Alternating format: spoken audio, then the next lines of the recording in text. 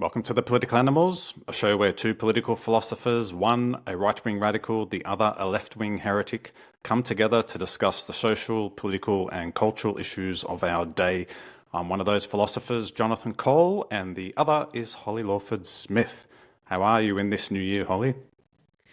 I think I'm good, actually. Yep. Teaching a new subject and it's going quite well, dare I What's the say. subject?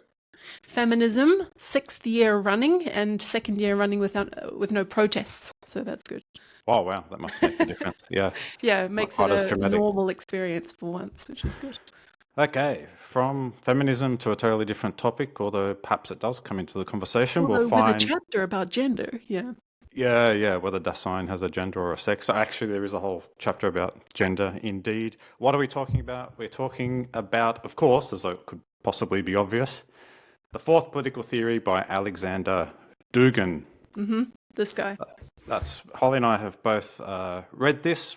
Who is Aleksandr Dugin? He's a Russian philosopher, currently has an academic post at the State University of Moscow for the humanities. I think he may even be in the sociology department. He's had a colourful career of political associations, which look to be both left and right, judging from conventional Western political categories. He's a big supporter of Vladimir Putin. Some have even described him as Putin's brain. He's a big supporter of the Russian invasion of Ukraine. And really the most interesting thing about him, which I guess testifies to his perceived influence in Russia, is his daughter was assassinated in a car bomb 2 years ago, Hmm. which it is suspected may have been targeting Dugin himself, because there are reports that he was supposed to be in the car, but for whatever reason took a different car. We don't know who was behind it. People suspect the Ukrainian government, Ukrainian intelligence services. I also found some reports that maybe some faction in Russia was behind it, but generally the targets of assassinations tend to be influential thinkers. And so we're discussing this fascinating book and concept, the fourth political theory. Holly, where on earth do we begin? Maybe it's also we're saying we were slightly attracted to discussing it because we found out that it was a banned book on Amazon, or at least that was one of my reasons. Yeah, There's something tantalizing about a banned book, and there's some chat online, I guess, about people accusing him of being a fascist. And it's always interesting to read the people who are accused of being fascist to see how dramatically so it is that they're not fascists at all. It's how things usually turn out. So at least from my side, I was intrigued to see what this like book that the public needs protecting from yeah, contains, and I think that was a big motivator for sticking with it. And, yeah. um, And in fact, Holly, I just remembered, I think he came up in the conversation of our last episode on far right utopias, and check that yeah. out if you haven't already. And I think we even just both said on that occasion, oh, this would be a good topic for a podcast. And so here we are doing it. Yes, and the guy we mentioned, well, we mentioned a lot of guys, but this guy Non, who I think I mentioned in connection with my little sect, he Yep. is referenced as one of the intellectuals in the Dugin book. Um, so where do we begin? I mean, I guess what if we sort of, because just so the audience knows, it's like it's not a straightforward book to read. Like it's sort of like reading Judith Butler in a way. Like there's a lot of hodgepodge, different stuff from different intellectual traditions kind of thrown in. And if you haven't read exactly what the author happens to have read, you can be a little bit at sea. And it's a separate conversation, but maybe that's partly on purpose because you seem really like knowledgeable and you intimidate the reader into thinking that you're brilliant. That's always my impression with Butler.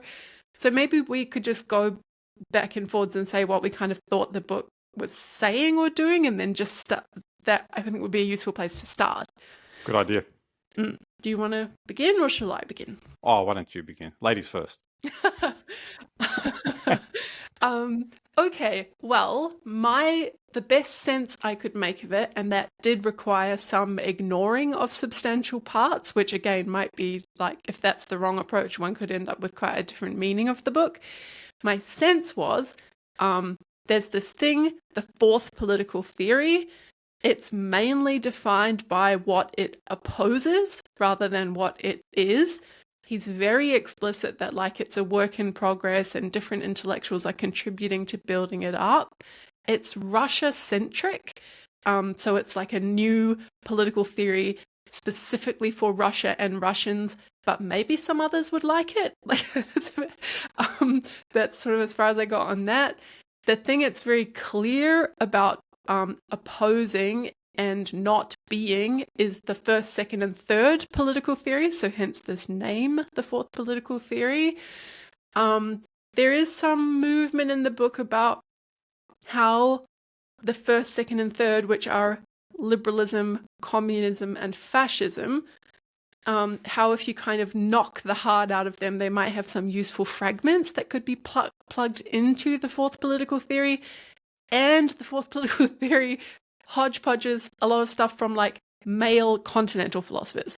So maybe that's where it gets most speculative. Here it's a theory for Russia that definitely isn't liberalism, communism, or fascism. It cares about spirituality and tradition. It really cares about nation, like peoples in the sense of nation, but it might not mean the state. It might only mean the village. And it hates postmodernism, consumerism, virtual stuff, gays. I think it might hate gays and drag queens. It was a bit ambiguous. So yeah, my clear sense of what it is not. And the thing where it kind of gets the silliest is where exactly the details are of what it is, because then you're just like, oh, here's a thing that Heidegger said, and here's and then you're just like, what are you even talking about right now? So yeah, maybe I'll stop there and we go to what do you agree with some or most of that, or what was your sense of what was going on? It's a great entree. I totally agree with that. So I'll just add some other textures to it as we begin to fill out this picture, which is like some is it Pollock painting with like just stuff sprayed all over the joint. And you're totally right that, I mean, this is very much in the vein of continental philosophy. I loved hearing you say that it like name drops and almost ostentatiously and obnoxiously drops arcane vocabulary, particularly from Heidegger, Eregnus as the event, and Dasein, and his explication of Dasein makes as much sense as Heidegger, which is not much at all in my opinion. Yeah. And of course, it is like enamored with this concept of post. Like, I've never read something where everything is so post. It's like post-human, post-politics, post-modern, post-industrial. Post-structural.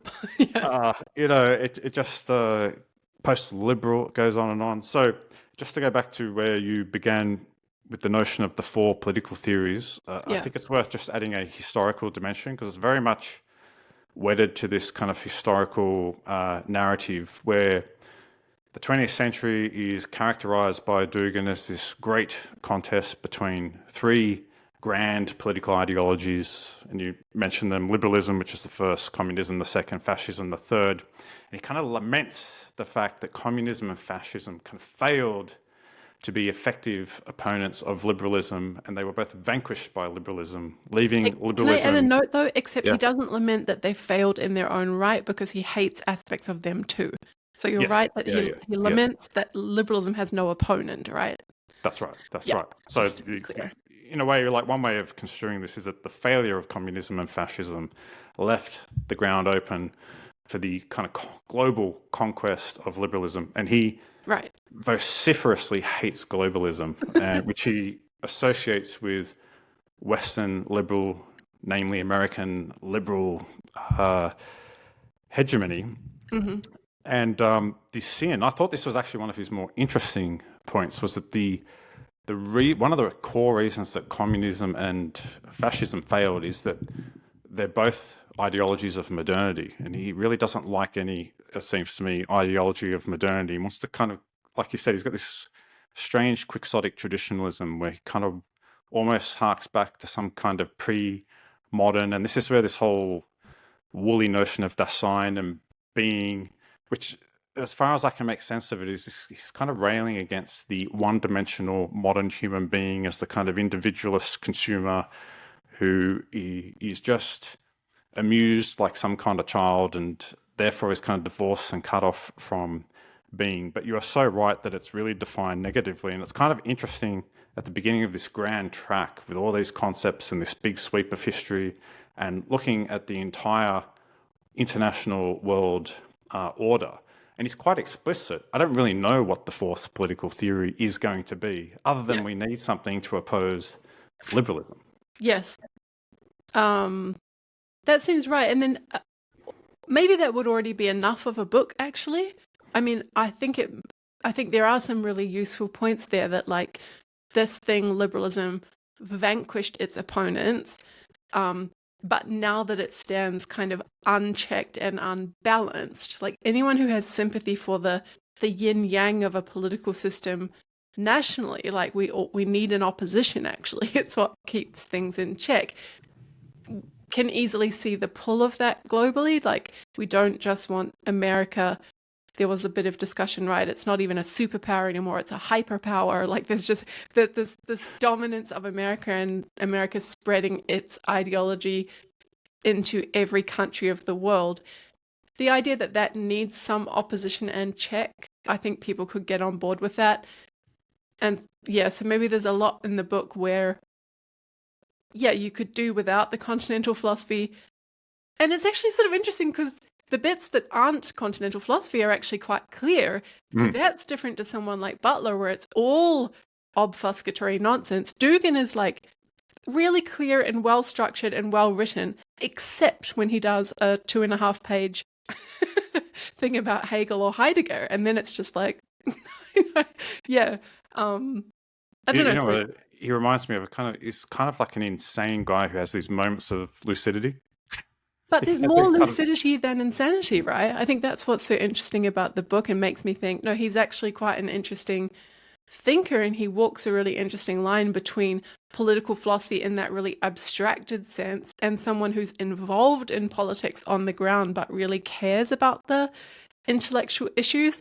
He's just also enough of an academic that he takes seriously this, like, like really serious pontificating about the nature of time and existence or something, and thinks that has a place in this book for the Russian intelligentsia or whatever. Yeah, I mean, he's probably just a victim of his educational background and environment coming from Russia. Clearly, he probably speaks German. I YouTubed him, and he's got pretty good English, actually. But I was going to say just quickly that it's interesting to hear you say he reminds you of Butler. I've never actually read Butler. I've never really had interest in her, but I have read Zizek, and it was Zizek is the person he reminded me of. And even when I saw him talking, just without the strange lisp that, and not quite as bizarre as Zizek is when he's talking, but similar mode of thinking. They both come from this Marxist background in the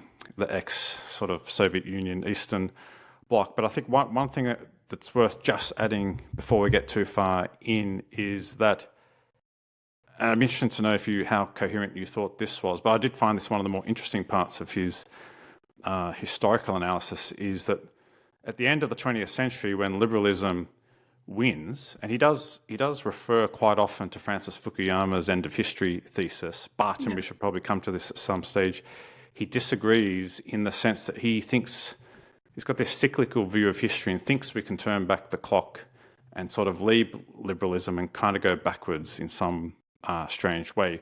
But in the 21st century, liberalism then morphs into what he calls post-liberalism, which, as far as I can tell, is different from the kind of English language post-liberalism, which is more of a normative project of trying to establish or generate an alternative to liberalism. This is more of a historical description. And what he means is that it's the end of ideology, and that liberalism kind of morphs from being a thought system into just the air we breathe and our mode of existence, if you like, a fact. And I'll read one quote because I think it's worth reading. It says, "When liberalism transforms from being an ideological arrangement to the only content of our extant social and technological existence, then it is no longer an ideology, but an existential fact, an objective order of things." I actually found that a really interesting idea. I quite liked that. I think that is helpful. The thing that was, I agree with you that that idea is helpful, that things can cease when they're not kind of contested anymore, or maybe when they don't have an active opponent anymore. They just become the conditions of our lives rather than something that we kind of actively appreciate and consider to be an ideology that has an opponent. The thing that I didn't understand and that kind of kept recurring throughout the book was this idea that liberalism inevitably, like it's somehow built in that it will become, and then I don't know if I would have called that post-liberal, it's somehow post-structural, post-modern. There was this strange kind of occasional reference to like the things he describes as being part of liberalism, they're clearly distinguished from this thing that he thinks liberalism turns into. And the thing that he seemed most incensed by is the thing that liberalism turns into. It's this vapid, surrealist kind of, I'm forgetting the language that's used, but it's like a simulacrum, like everyone's just performing or pretending to be these things that they're not. And we're sort of all just like doing virtual stuff online, and everything is like entertainment and carnival. But I just didn't quite see why the defender of liberalism would have to accept that there's that inevitable transformation. And I just would like to hear more about that. Did you have any sense of why he thought so, or did that also seem just kind of stipulated to you?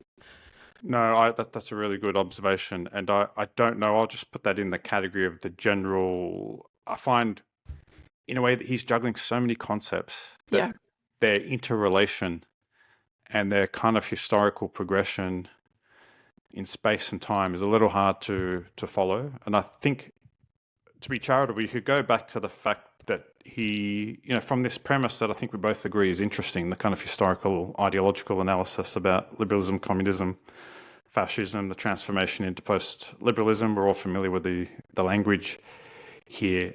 The fact he sees a need for a fourth political theory, and he's very, very explicit that this needs to be totally opposed to liberalism and a complete alternative. I think he dances around the edges because it's, as he says, and as you pointed out, a work in progress, and he's not quite sure.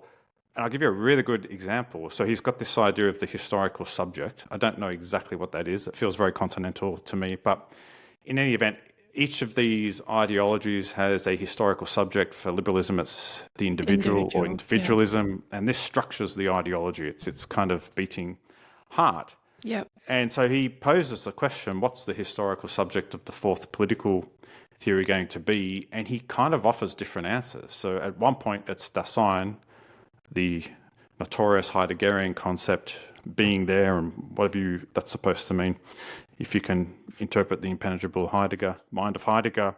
And then at other occasions, it seems to be this multipolar civilizational order. And so is this I think the bit where he had the three options? It was like one is a compound, like your liberalism has the individual, so you could have a compound of the individual and other things.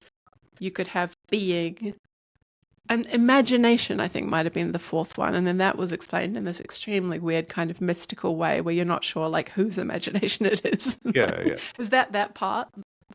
I don't know, because it's just so hard to keep track. And I think, and maybe you mentioned this term speculative earlier, I can't recall, but I think what he's doing is he's putting on the table all of the philosophical concepts that he thinks might be relevant to constructing and fleshing out the fourth political theory. Yeah. And because it's kind of speculative and explorative, none of them are particularly clearly defined. And you're talking about one at one moment, and then you get another three concepts come under that, and then suddenly he switches to another. And I found even going from chapter to chapter, I didn't find the chapters really necessarily followed each other. No, either. I agree. It almost didn't have quite a monograph sense about it as a book. It was more like a collection of essays brought together and half pummeled into the shape of a monograph, because the first two or three were very repetitive. Like we're now reintroducing the idea that there are three political theories or whatever.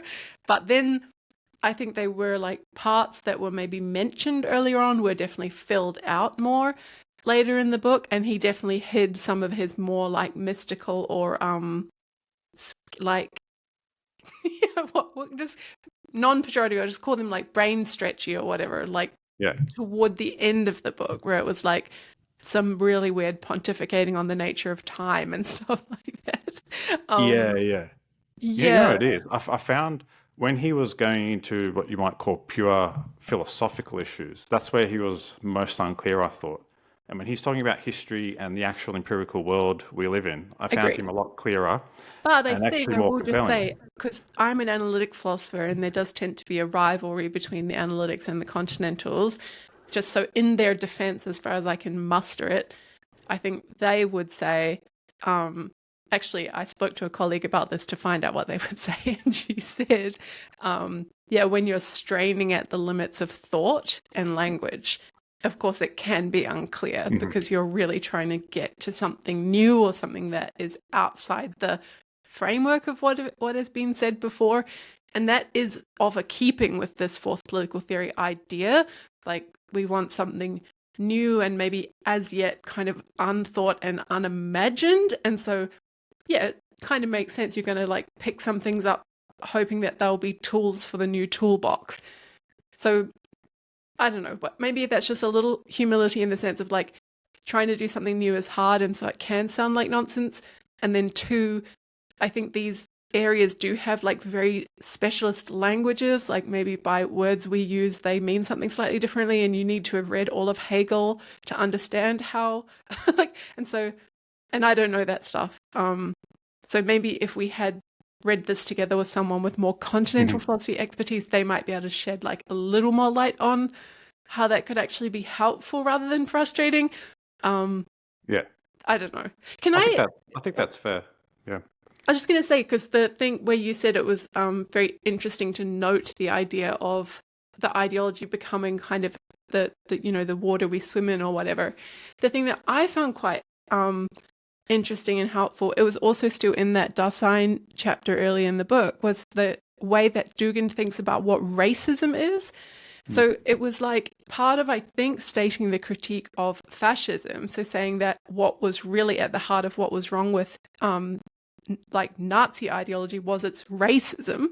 Yeah. But then he has this very broad understanding of what racism is, which I hadn't really seen anywhere before.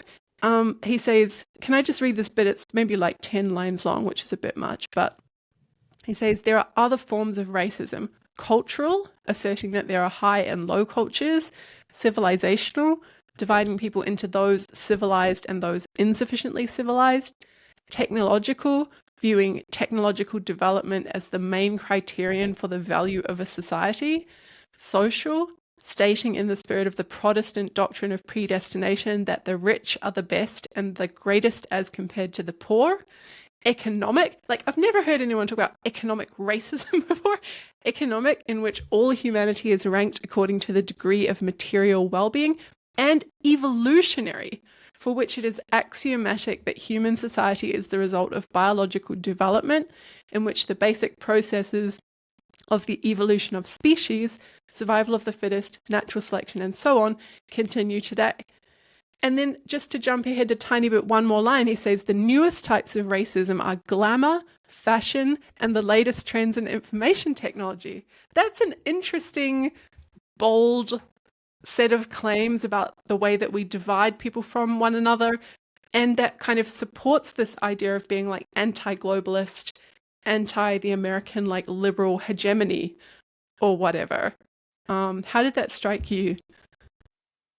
Oh, look, I didn't pick up so much on that, but I agree with you that that is really interesting, and I think it does tie into, just to echo your charitable reading of continental philosophy, I do think its strength is in its critique. I think it fails in the constructive kind of proposal in giving you anything useful to do in the real world, but it always illuminates in new ways, perhaps because of like what your colleague said, because it's stretching at the frontier of language and thought. And so this is probably a good example of how he's taken the concept of racism, which many of us, myself included, we assume there's a conventional understanding and definition, and he stretches that, and he opens it up, and he offers a new perspective. And Yeah. for that reason, I did find, although it was frustrating to read at times, I did feel like it was a profitable read. I'm I grateful agree. for having read it,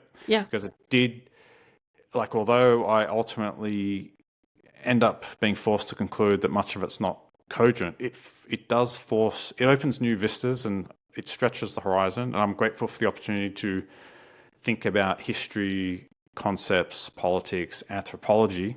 Yeah. He had a very interesting anthropology And in to new ways. understand more about the Russian perspective on the world, right? Because I think Yeah, if you're part of, as someone in Australia that's sort of in the gang of the America, Canada, Australia, UK, guys, I mean, at least I don't have that much of a sense of what it's like to be a person in Russia having sort of wholeheartedly rejected liberal ideology, if Dugin's to be trusted, and then having this outside view of the West and resenting its kind of attempts at freeing me or whatever. So I thought that was quite a helpful, paradigm shift or something.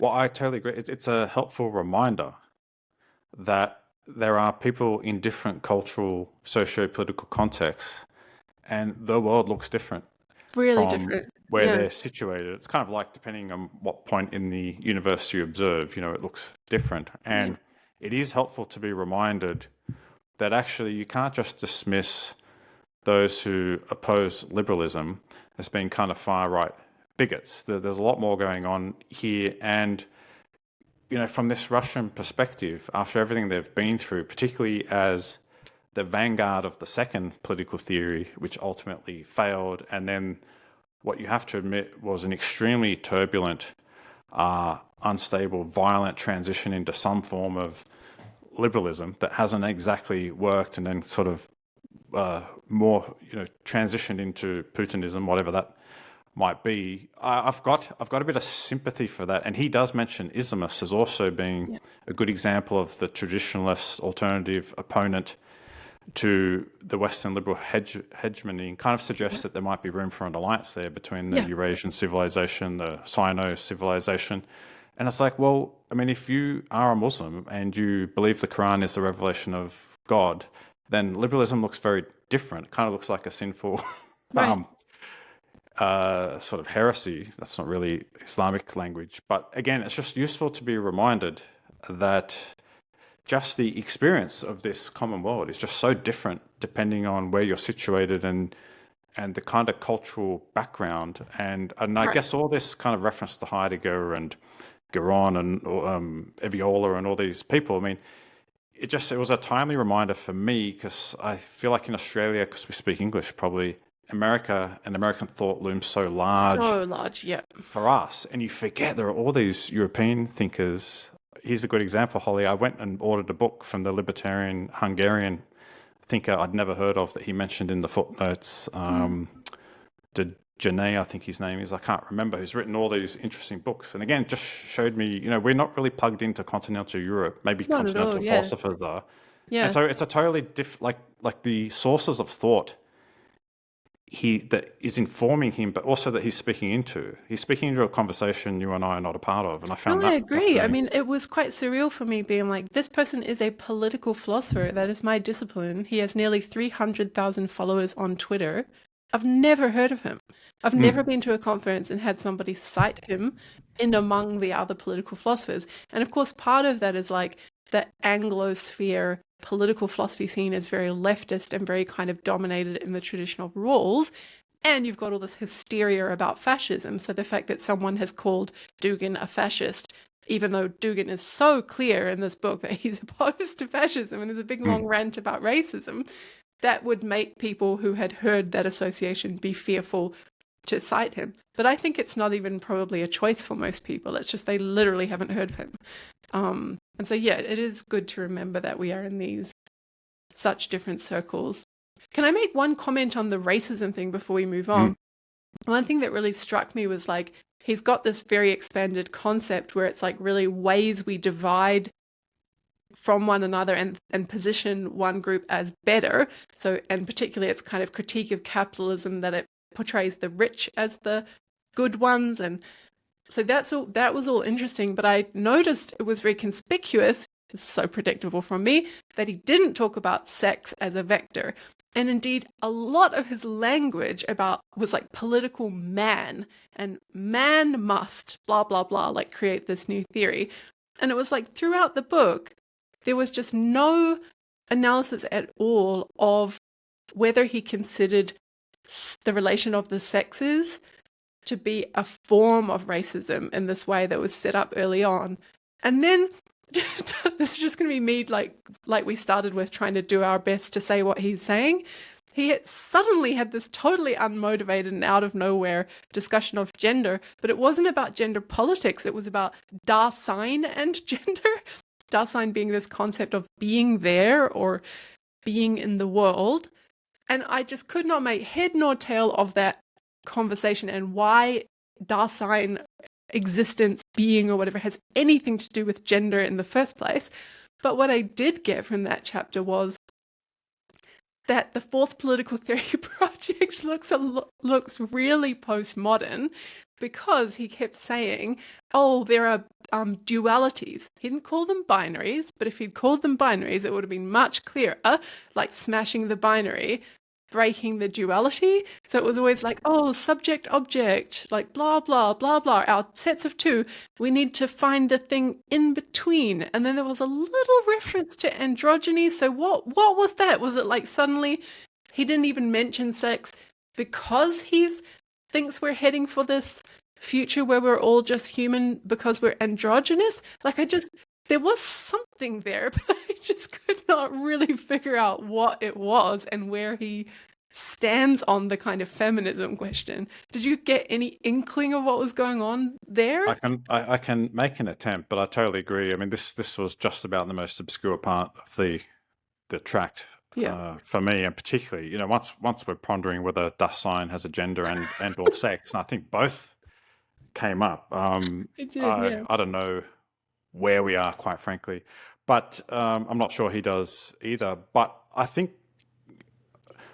the answer lies in something you said there about this idea that Dasein, if it is to be the historical subject of the fourth political theory, which we've got to recognize makes Dasein, whatever it means, like really central and integral to whatever the alternative to liberalism is. It breaks down the subject-object distinction, and then I think, okay, this is all about being and real being, and I wonder if the idea is, it, like you say, it breaks down all these binaries or dualities, and so in some ways I wonder if what he's kind of groping at in that continental sense is that there's some way to go beyond gender and sex distinctions, not in the kind of postmodern, post-liberal, trans, sexual freedom type thing, because he's also got this bizarre traditionalist streak that we should talk about as well, because we've got to work out where that fits in. But some way of making that all kind of irrelevant, because we get into some deeper being contact with space, time, nature, where perhaps, like, there's this interesting passage in the New Testament, I'm not sure if you're aware of it, Holly, where Paul, I can't remember which epistle it is, says, in Christ there's neither male nor female, nor Jew nor Greek. It's kind of, so it might be a religious idea here too, of where they're somehow getting out of these things that divide. Yep. That's my best attempt at explaining what might be inexplicable. Yeah. So I did wonder that, not so much on the sex thing even, but just on why Dasein is given such a prominent place in the theory. But then I sort of thought, yeah, I guess if he's just saying being itself, being alive, existing or whatever, keeping in mind that this is supposed to be anti-individualist, like individualism is the worst part of liberalism, according to Dugin, what could that be grasping at instead, like you say? And then, okay, maybe it's like plants are alive or something, or like we could be in symbiosis more with our environment, or we could think more in terms of ecosystems, or maybe there's something like nested consciousness or agency or systems or something like that, where it meets the bar of being anti-individualist, but it also centers this thing of being alive. But again, I'm just trying to be as charitable as possible, because there's another sense in which it's like this really the central concept of your new theory is existing. Like, you can just take that for granted because we all do. And then it's like the question of political theory is, how do we all exist together in a community or society? What should the rules be? What can we all agree to? What is a like form of existence that will conduce to the flourishing of creatures like us? Like, that is the scope of the political philosophy question. And of course you might think, well, yeah, but then that question needs to get some real world constraints, and he is trying to do this interesting thing of walking the line between the theory and the practice. So what's the like feasible, realistic version of that? That's yes, I don't know how Dasein, something else just occurred to me that I think might be relevant here, and that is, although it's not explicit, and there are all these allusions to faith, spirituality, and religion. At one place, he just introduces the concept of theology, says a few incomprehensible things about it, and then it never kind of reappears. But, there's a kind of mysticism underlying this that probably comes from his Eastern Orthodox underlying background. And I note in his bio, he was an editor-in-chief in a kind of Orthodox television station. And of course, it's well known that, the Russian Orthodox Church was kind of elevated to a key role in the state ideology of Russia. It actually began just before the Soviet Union ended. And it's interesting because one of the Orthodox scholars I've done a lot of work on, Christos Yanaras, he went and studied in Germany. He was very, very into Heidegger. So the Eastern Orthodox world really got into German philosophy, including the Russians, big time. And they're really interested in language. Like Yanaras wrote a whole book called The Effable and the Ineffable. It's very mystical, very much about the transcendent.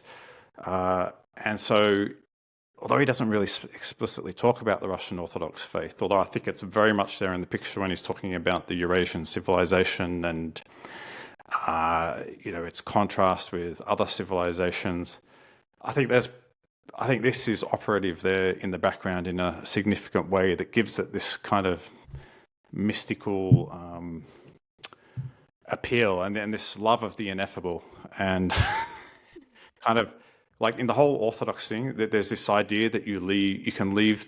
There's this kind of concept of ascent where you leave the material world and you can kind of go up into the spiritual world. This is what the monks do, which is why they're the supreme Christians in the Orthodox schema of things, because they transcend the material existence.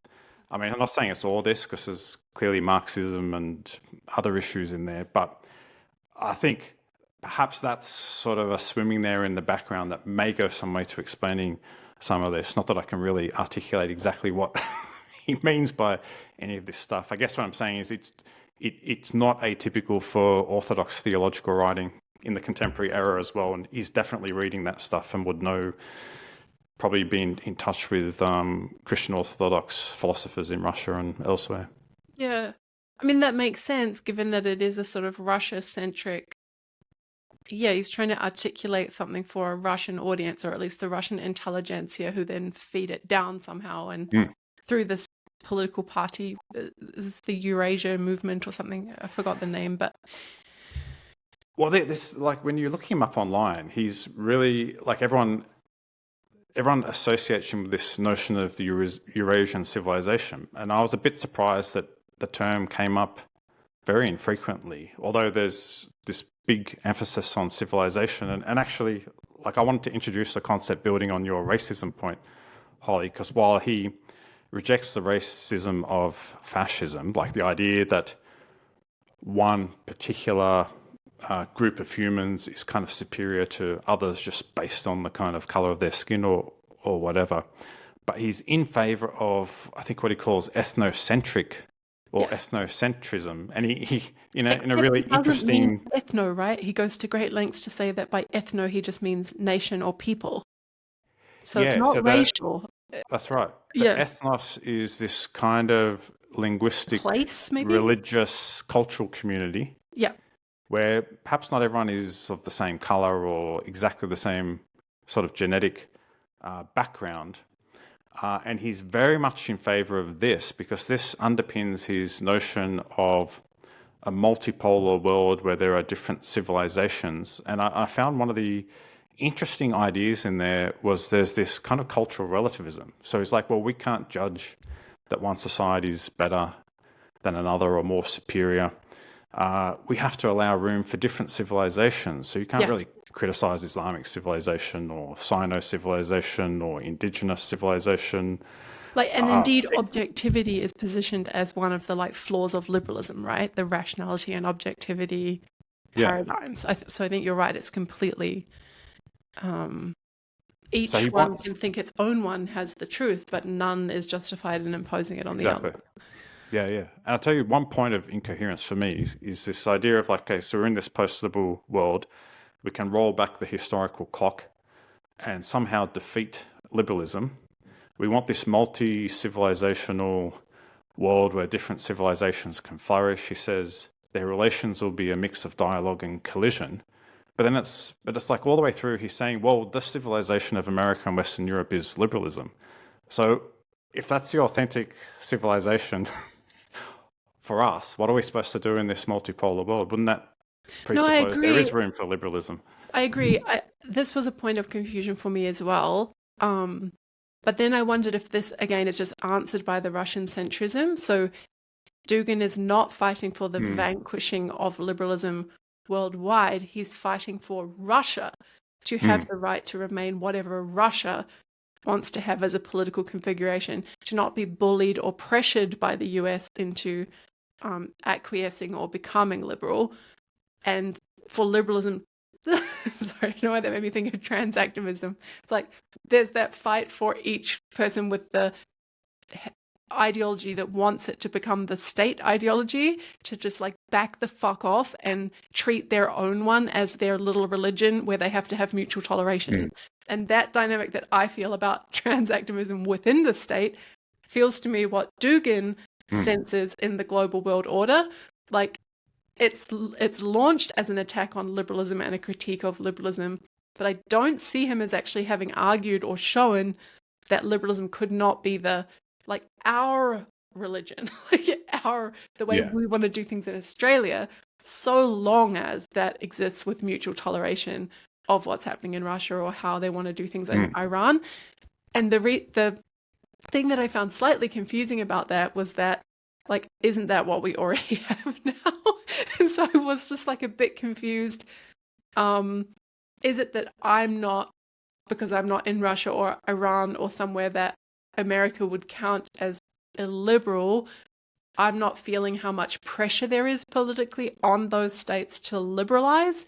And if I was, maybe I would be more indignant in the way that Dugin seems to be. But from my point of view as a Westerner or whatever, it just looks like we do already have the what's it called? Not multiverse, but whatever. The multipolar civilization. Yeah, because we do have caliphates and I've forgotten all the names of things, but we've still got feudalism in some forms, and we've got religious dictatorships. And Iran ain't liberal, is what you're saying. This stuff all does exist together, and we still have representatives from each country at the United Nations. And so what exactly is it that Dugin thinks we don't have now that we need? That's such a good point. And again, this is where it is actually interesting reading these works as a Westerner embedded in a Western culture to see what people who don't think they come from a liberal background or don't like liberalism say about the role of liberalism and its nature universally. Because I completely agree with you. I mean, first of all, liberalism, what's the Western narrative? That liberalism's in crisis. And he's talking about the absolute triumph of liberalism and its hegemonic dictatorship of the world. And yet in the heart of these liberal countries, we've totally got a crisis of faith in liberalism. We feel like fascists are around every single corner. So there's this really interesting discord between the narratives. And it goes to that that earlier idea of where you're observing from in the universe, things look totally different. And of course, I mean, just to build on what you're saying, I look at Russia and I'm like, where is the liberalism in Russia that is oppressing Russia? And I do understand how a lot of this probably comes down to Ukraine, because I felt like I understood better at least one way that Russians might see Ukraine, which is it's part of the organic civilizational Eurasian civilization. This other civilization, the Western, has kind of tried to peel it off, and it's not that Ukrainians speak exactly the same language or whatever, but they're bound by history, being part of the Soviet Union. The languages belong to the same linguistic family. They have a shared Christian faith that's different from Catholicism and Protestantism, which is what characterizes Western Europe and America. And so therefore there's this kind of civilizational struggle, and this comes into the collision point. But then we're talking about a regime that assassinates any opponent, that invades other countries, that unless he's talking about, and perhaps here, I just don't know because I've never been to Russia, perhaps they're very individualistic and materialist in their kind of pop culture sense. That didn't seem to be the complaint, though. He sort of seemed to indicate that there were hardly any liberals in Russia, and the ones that there were had very little power. So it didn't seem to be about Russia itself having some sort of toxic outside influence and being at risk internally. It seemed to be that somehow post World War II, or because do you remember there was that bit where it was like we've stepped off the world stage, and so it seemed to be something like, because of the dominance of liberalism and the ascendancy of America, Russia is now nothing, like it's not significant. So it's not so much that it's lost its independence in terms of how its politics goes, but it's that it's like it's not one of the key players, or it's not one of the people balancing out the US. You know what, Holly? I think what this all boils down to is it's not that the world needs a fourth political theory. This is Russia searching for a kind of identity, which makes sense. Given the collapse of the Soviet Union, its animosity with the US, the asymmetry, the power asymmetry, where, the Russian regime, it's constrained by NATO and America and, sanctions and multinational corporations, and on the kind of world stage, it's not nearly as powerful or influential as it once was when it was communist. And in a way, he kind of juggles both things. So he is clear that, Russia in particular needs a new alternative to liberalism, but he then also suggests that this would be good for the planet as a whole. But very much this, like one way of kind of passing this sociologically is this is a society and culture that is really struggling for an identity, which I totally understand in light of its history. Right. Which is why it would be surprising to see this emanate out of a thinker in Washington, D.C., for example, because I just don't think our environment lends itself to this interesting search for a new political ideology. Yeah, although I guess there is all this rhetoric about the decline of the West and how, like, liberal individualism is kind of empty and unsatisfying. Lots of people starting to talk about the loss of spirituality, or the sense of sacred, or sense of something bigger. So I can sort of imagine it's not a book like this, but it could be that an American political theorist does a book that's like, what's next, and still has those three, like fascism, communism, liberalism.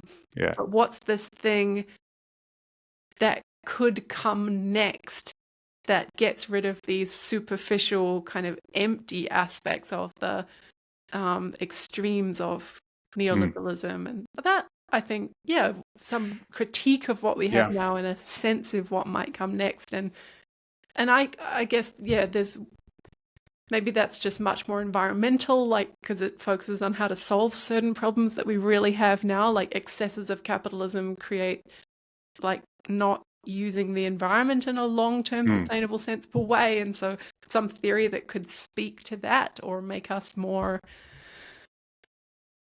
like reconceive our sense of what it means to have a good life together or something.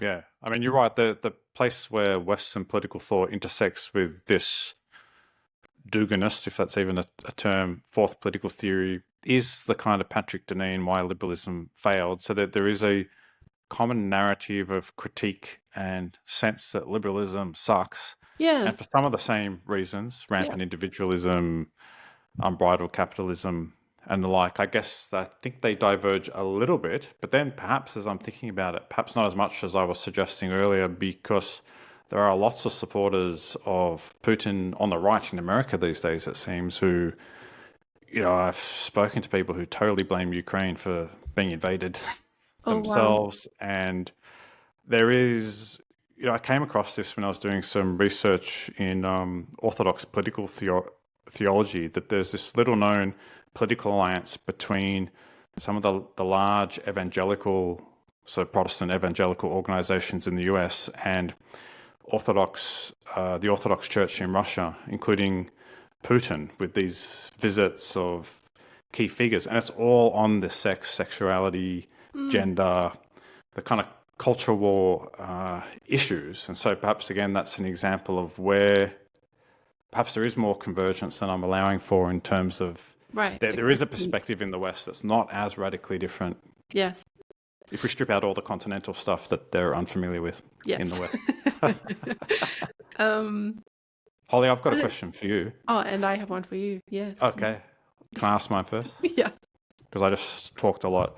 Um, so there's I thought at one place he seemed to be suggesting this is really like, we've got to get out of this left right thing. This is kind of irrelevant. But then he's got this whole section on traditionalism, which is good. And that in some sense underpins the fourth political theory. He even kind of passes off people like Burke as being what he calls liberal conservatives, which are bad.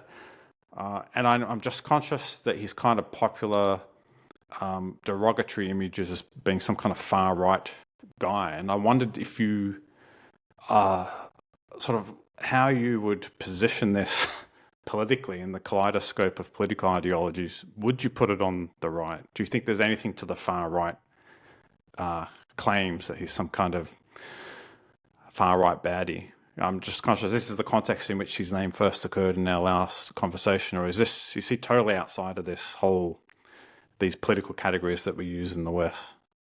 Like, just going by the book, I think he's completely outside the categories.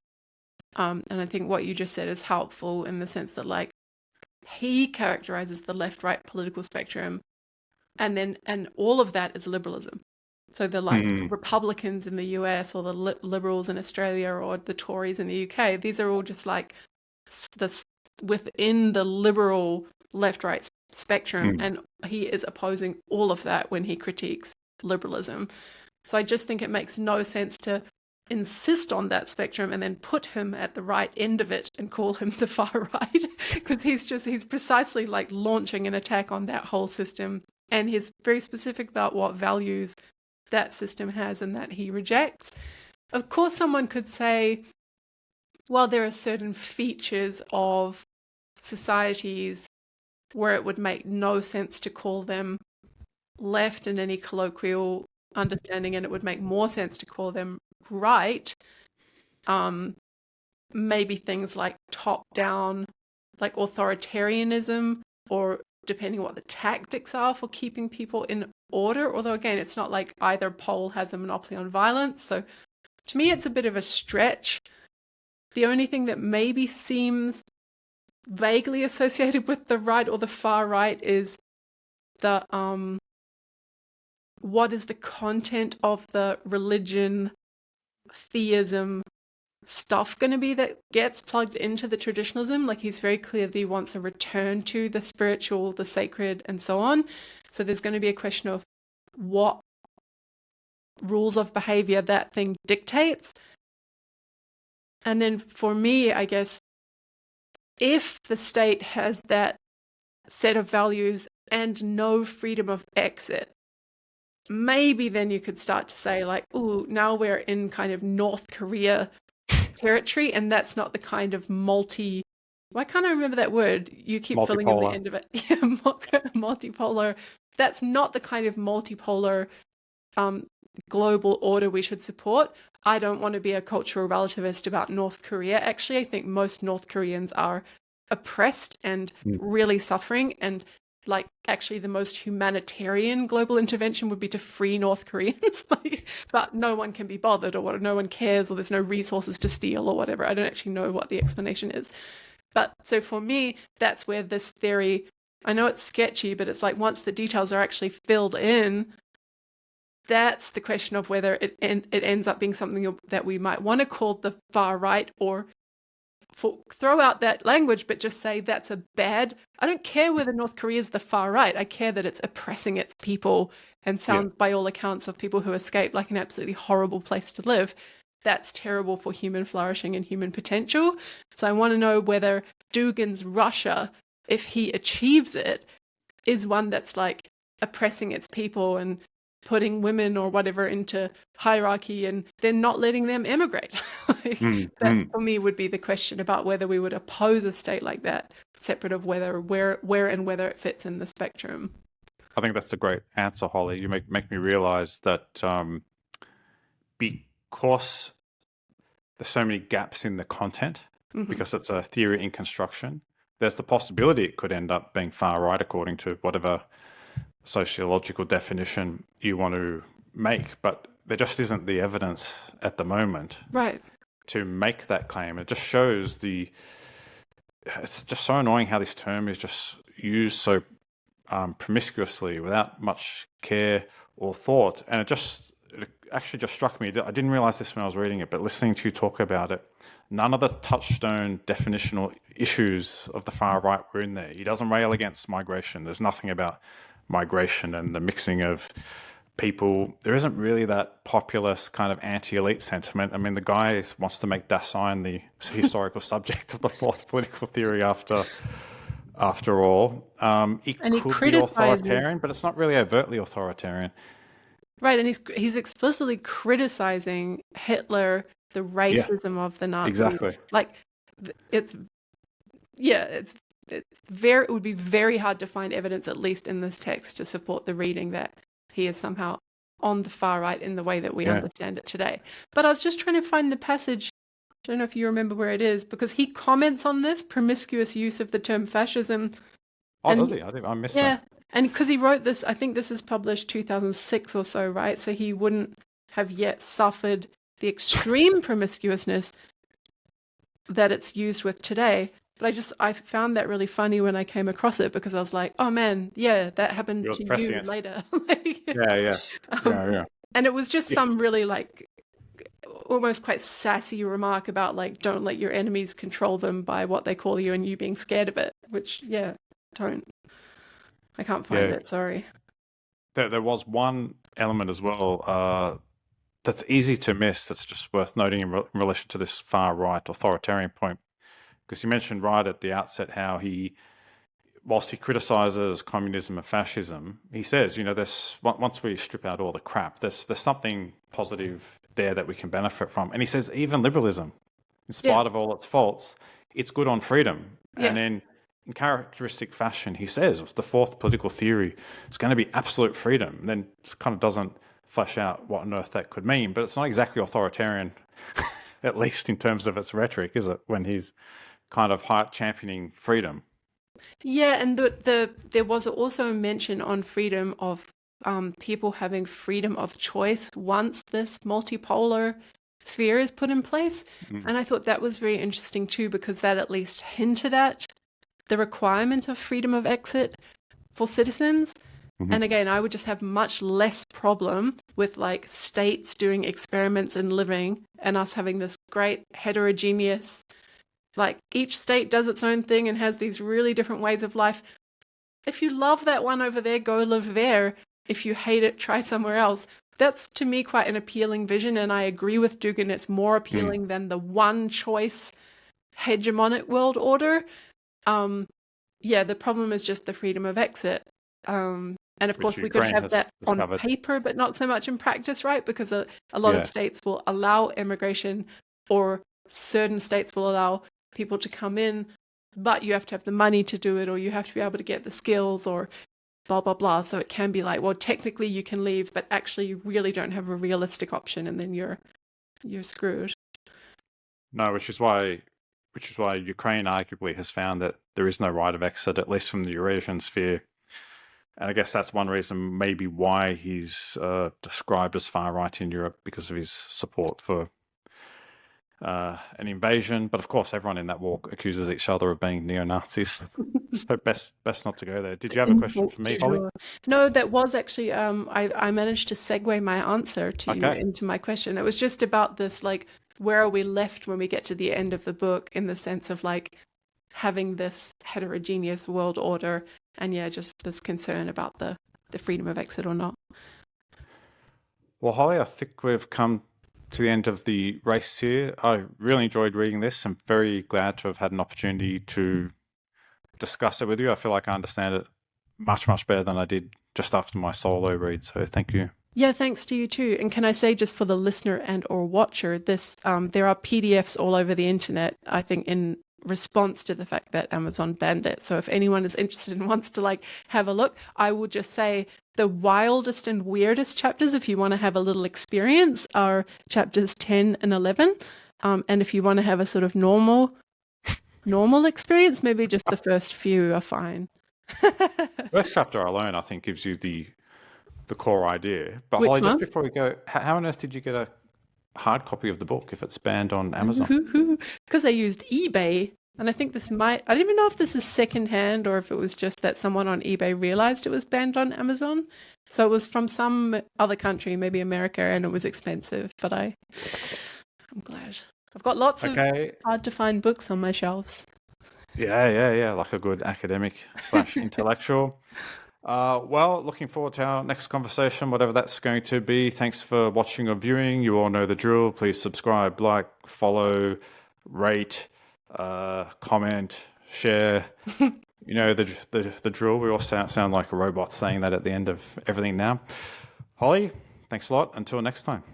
Bye.